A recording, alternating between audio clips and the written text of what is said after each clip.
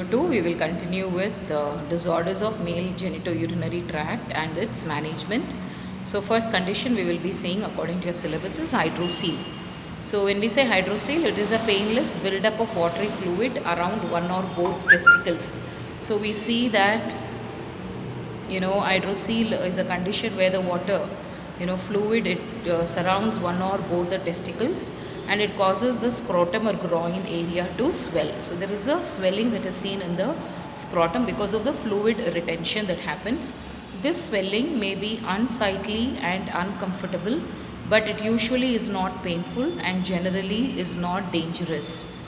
Okay, so when we see that it is not painful and generally it is not dangerous.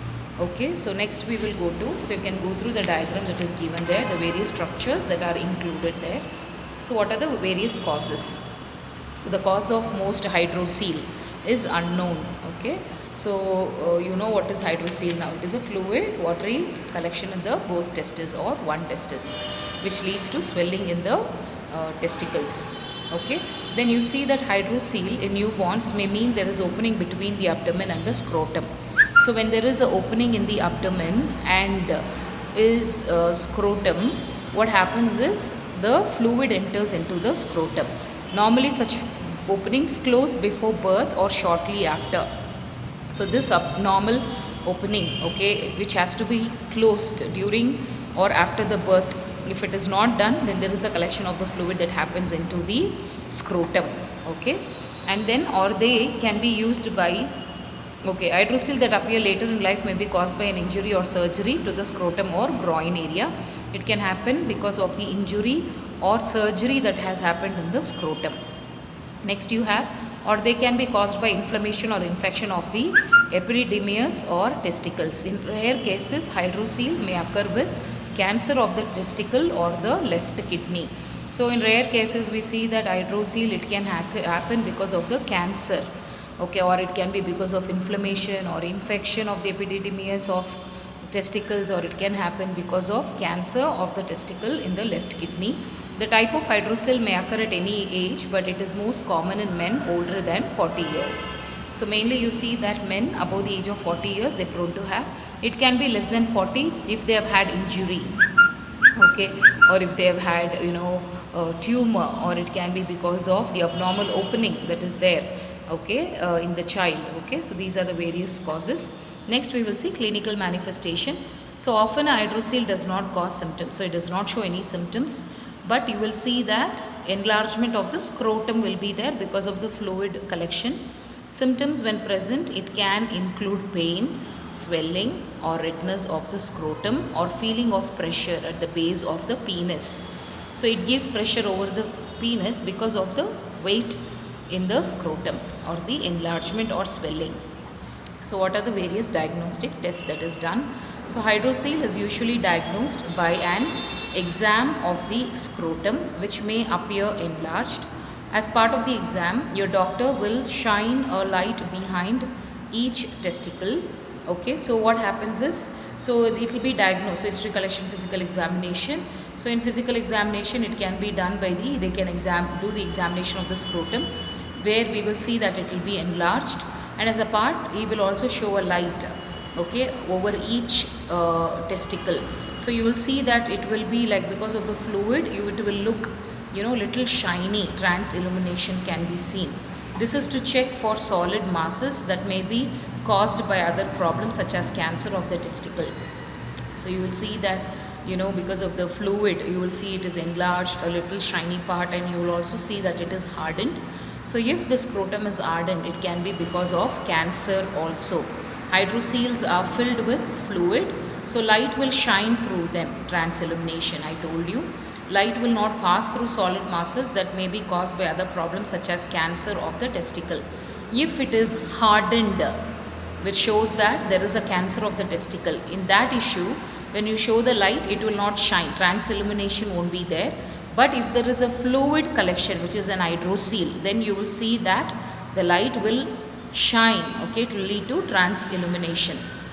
Then USG can be done to confirm the diagnosis of a hydrocele. Scan will tell whether the patient has hydrocele or not.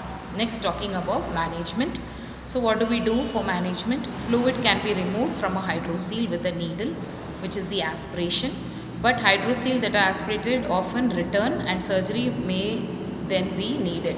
So whenever they aspirate, again it fills in. So they have to find out what is the underlying cause, and that has to be treated. Okay, and then aspiration is done again. Still the patient might require surgery. So aspiration is recommended only for women who are not physically able to have surgery because of the risk of infection and recurrence. Only people who are prone to have infection again or recurrence. Okay, we are not physically not physically able, not physically very active, they can have aspiration. If the hydrocele gets larger, it causes discomfort, surgery to remove hydrocelectomy may be required. So we have to do the surgery already, as we have seen, hydrolectomy, removing the so the swollen part, find out what it is done, do a surgical cut and find out. So that is called as hydrolectomy. Okay, next we will go to nursing care. Okay, so usually aspiration, but it is not preferable for everybody. Under certain conditions we do aspiration, otherwise the patient has to undergo hydrocelectomy. Okay, next we will see nursing care. So in regards to post-operative care, we will see what are the various care that you have to give it to the patient. So diet, okay, post-operatively, so they will have only clear fluids. Once they are completely healed, recovered from anesthesia, then we can give them normal diet. So because anesthesia will cause discomfort and vomiting, nausea in the patient, so we should not do. Then what if the patients, how will you know? You have to take the stethoscope, check in the 4 quadrants and listen to the bowel sounds, inform to the anesthetist. Then start with oral fluids. Then when the patient is able to sustain oral fluids, then we give them normal healthy diet. When we talk about pain management, patients may be sent home with Tylenol number 3 to be taken. Okay, T3 tabs can be taken as needed for pain. Then you have, most children needed it for 1 to 3 days. Then if the doctor prescribed Tylenol with codeine tablet or Exceler, please try to give it to the patient as little as possible, because codeine can cause constipation, which can be painful. So Tylenol is given for 3 days. Okay, so it can be given with codeine. We have to be careful because codeine leads to constipation. Then Miller-Relax is an over-the-counter stool softener. It can be given if the patient has got, so you can give laxatives which can ease the patient to pass motion, or which prevents constipation. Whenever possible, try to use ibuprofen, also known as Motrin or Advil, instead of Tylenol, 3 doses. And then you have, do not take Tylenol and Tylenol at the same time. This can be Tylenol 3 and Tylenol, they are different. Okay, at the same time, this can be an overdose and is harmful. For 3 days they give, but there are 2 differentiation, Tylenol 3 and Tylenol.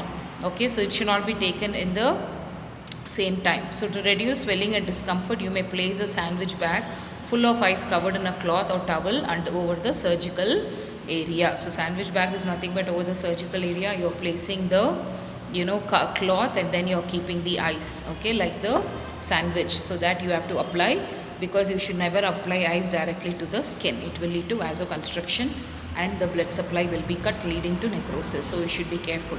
Now talking about incision care, the child may be placed in bath or swimming pool 24 hours after surgery. For a child, you can do that. The dressing may or may not come off on its own, and either way is fine. Swelling and bruising are normal, especially near the incision of the abdomen or the scrotum. So you will see that there will be swelling, but see that there is no bleeding. Okay, incision, it will be usually pinkish or red. If it becomes very red or dark red or has pus, please call the office. That is signs of infection. So inform to the surgeon. To clear bandage on top is called tegaderm. Okay, so tegaderm is like a band-aid. Okay, and the little cloth like bandages underneath are called steri strips. So either they will apply tegaderm, or they will apply steri strips. Okay, so that has to be taken care whether it is attached properly. And then sometimes there is a little blood that is soaked, which is normal, through the steri strips, which is normal. Or often a grey material, that is surgical glue, will be over the incision area and will fall off its own. The stitches will dissolve on their own in about 2 weeks. So when we say testicles, after surgery, to be mindful of the position of the patient's testicles, how it is placed, and it should be basically at the base of the scrotum. However, sometimes surgery involves an inguinal incision, hernia or hydrocele. It is possible for scar tissue to develop a tug and testicle upward. So this testicle can be pulled upward, okay, because of the surgery. Each diaper change 3 or 4 times each day. Make sure that you can gently pull the testicle down at the base of the scrotum. If it is gone up, make sure that you gently pull it down the scrotum when you are changing the diaper for the patient. And other children can do it themselves. If the child has an orchidopexy, the testicle is now stitched into scrotum and cannot travel, absence, okay, of that. If they have done a suturing into the scrotum, it cannot travel upward, so it will be in its normal position. So sometimes there is very small dimple that looks like a hole at the base of the scrotum where the stitch is. So this will reduce over time and is normal. Okay, so actively restrictions. So what are the activity restrictions that we have to give? For 2 or 3 weeks after surgery, the child should avoid trauma to the surgical area and avoid rough housing, contact sports, bicycle riding or physical education. PT classes should be avoided, contact sports, bicycling, rough housing, all this, it can cause trauma to the injury site, so that has to be avoided. Then younger children should avoid walkers and straddle toys like bouncy chairs and jumpers on rocking horses. So they should avoid all this, like climbing and then playing, sitting on some car or vehicle, and then bouncy chairs, jumpers, rocking horses, sitting and moving. All this has to be avoided. Okay, so this education should be given to the parents. At the child's follow appointment, but 1 week after surgery, our staff will provide more specific directions as to when it is safe to return to activities. Most children are able to return to school within a few days of surgery as tolerated. Apart from attending PT classes, otherwise the child can attend the school. So the instruction will be given. Next condition, we will see phimosis. So here phimosis is a condition in which the foreskin, it cannot be retract, okay, from around the tip of the penis. So usually while they urinate, they will try to retract and pass the urine. When it is not done, okay, when the foreskin, it cannot be retracted, we call the condition as phimosis. It can occur naturally. It is unclear sometimes the causes. The inflammation of an infection of foreskin where it is not retractable, poor hygiene. Signs and symptoms: inability to retract the foreskin by age of 3 years. Swelling of the foreskin while urinating. They are not able to pull it back, and while urinating there is pain and swelling. Diagnosis: history collection, physical examination. So collect history if there any pain is there, and then when are they finding it uneasy, discomfort. Okay, and then you can do a physical examination by retracting, see if there is a swelling, redness, and whether it is retractable or not. Okay, then management, talking about the management. A bacterial infection will require antibiotics. If it is an infection because of which the foreskin is not retractable, then we can give antibiotics. While a fungal infection may require antifungal ointment can be given. Daily gentle retraction may be enough to treat the problem. A topical steroid ointment can be used to soften the foreskin and make retraction easier. So more serious cases, circumcision or a similar surgical procedure may be necessary. For phimosis, the surgery is the circumcision that has to be done to the patient. Okay, so with this we will end for today's class. Next class we will start with BPH. Most of the videos you have not still opened, so make sure that you open and you study. Okay.